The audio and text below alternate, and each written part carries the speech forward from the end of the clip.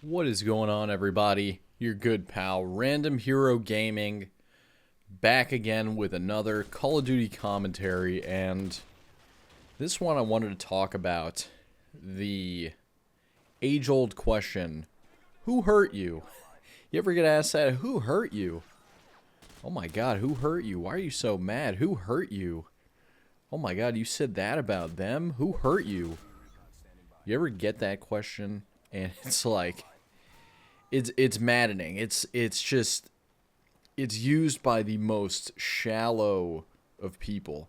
If you know someone that asked you genuinely who hurt you, these are the type of people that can't even imagine a life of adversity, can't even imagine actually getting hurt. And it's pretty self-explanatory. It's pretty, doesn't take much to know that. I mean, everyone knows that. But recently I was asked sort of an iteration of that question. Or it wasn't even asked that question. I was kind of just told that you are hurt. It was a boomer of all people, by the way. It was one of my dad's friends. We were getting dinner. And after the dinner, he sort of pulls me aside before we part ways, and he says, "Son, you really need to learn to suppress your negative emotions better." And again, I don't go to these dinners like I'm not some edgy guy like, "Oh, life is meaningless, bro. Like God's not real." You know, I'm not that type of person like that, and I just have this aura, I guess. It's kind of something I'm really self-conscious about, which is why it kind of stung really bad. Is I just I'm not a happy camper. I'm not this guy talking over everyone, outgoing, sort of very vocal at a dinner with a bunch of people that are extroverted and talkative, and it's hard to get a word in. So, I mean, I've known my dad's friend a long time, and he's one of those very loud types, and it's hard to get a word in with these people. And so I was pretty quiet, soft-spoken during the dinner. I definitely do have a bit of a negative aura around me. You know, I've had some adversity, some bad things happen, which is why you'd wonder, oh, who hurt you? Yeah, fuck you. But this guy said that to me, and it just got me thinking of the type of people that say those type of things, the who hurt you. And these are the people that can't put themselves in the bodies of other people, and sometimes you can't even blame them. I have a friend. Should I call him? I'll call him Jay. I got a friend named Jay. Real friend, one of my good friends my whole life. He met his high school sweetheart in ninth grade. They stayed together all through now, and they're married, and they live together. And they're, you know, happily ever after. So, you know, you'd think, you never know, but seems like they're just happily ever after. And that type of person, and you can't fault them for it, but they can't, he's the type of person that is always dishing out dating advice, saying, oh, you gotta get married, you gotta start thinking about marriage, how to meet people, oh, just get on the apps, even though he's never been on the apps. High school sweetheart. He comes from a really wealthy family of two parents that stayed together their whole lives, never divorced. And he just says, you know, just put yourself out there, be positive, be confident.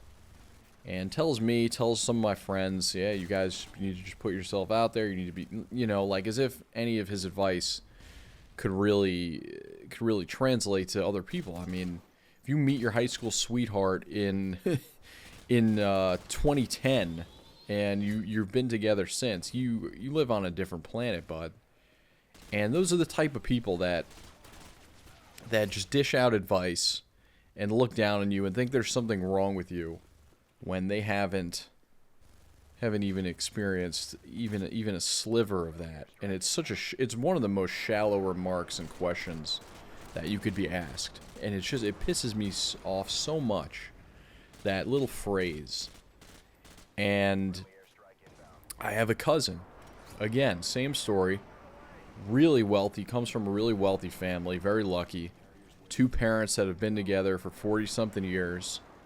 And he's always telling me, like, dude, why aren't you, like, because, you know, I'm about to hit 30. And he is too. We're the same age. And he's always like, dude, aren't you thinking about getting married and having kids now? And, like, why aren't you putting yourself out there, man? Like you got to put yourself out there. Like, are you you know, you want to give your life meaning and purpose, and you want to have kids. Like, you got to pass on your DNA, man. And you got to do all these things. You just got to get out there. And he's a guy that, you know, he breaks up with a girl. He's back out there the next weekend looking for another partner to be with, another girlfriend. And that's just the type of person he is. But, you know, he is Chad. He's Chad. He is very good looking, perfect personality, no sort of really big childhood traumas that stand out. Nothing like that. Very, very shallow sense of humor, normie sense of humor, watches the normie shows, reads the normie publications, extremely invested and extremely subscribed to the status quo, because it's never burned him ever. So my cousin, I almost said his name, but my cousin, we'll give him Z. My cousin Z is always putting pressure on me to date, to marry, do all these things. When women approach him, women flock to him. You know, they flock to him. And that, you know, that's not the case for me.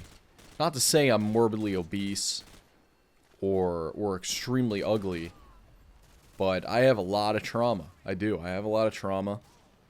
And it's very hard for me to trust. Extremely hard. And he doesn't really like to, I think, talk to me very much compared to my brother and my dad, because, you know, they're very different than I am. They don't have the same shared experiences, and they don't get how someone could just be kind of over relationships and all these things. But, you know, they'll dish out like the who hurt you thing, like, you know, you just got to get back out there. You just got to think positive. And it's such a cop-out. It really is. It's such a cop-out. And it's a cop-out thinking that there's only one way to live. You can only be a risk-averse person. You can only be not risk-averse. You could be a risk-on type person. You always want to take a risk in relationships. You always want to take a risk with marriage and life and all these things. When I've just gotten burned. Like, I'm not a good-looking guy. I'm very average in all aspects. And finally, you know, one time I did get a girl that pursued me.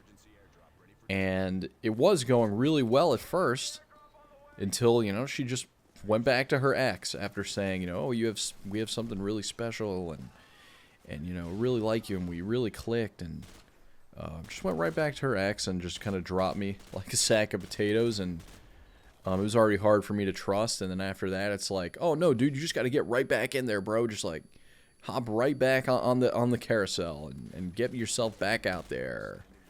And with my cousin, that's not his shared experience. And same with my dad's friend, who tells me I really need to suppress my negative emotions more. It's like, you don't know, man. You just don't get it. You don't get it. You never will. You're not me, and not everyone is you. Not everyone, you know, has the wife and the kids and the white picket fence and the grandkids, and it's not like that for everyone. And if someone, and I wish I'm only making this video because I wish in that moment I made a scene and I told him to go fuck himself. So I'm making this video to tell you guys, if someone ever asks who hurt you, and I'm not saying on the internet, you know, people on the internet, it's just, you kind of got to deal with it. But if someone actually says that to you, just know they are scum. They are shallow. They have no empathy. And you need to tell them to piss off. That's it. Random Hero Gaming here. Hope to be uploading more. I hope you guys enjoyed that. And don't forget, like, comment, subscribe. I'm just going to kind of just start spitting on here. I'm don't know what to talk about sometimes, but hope you guys at least enjoyed that. Take care.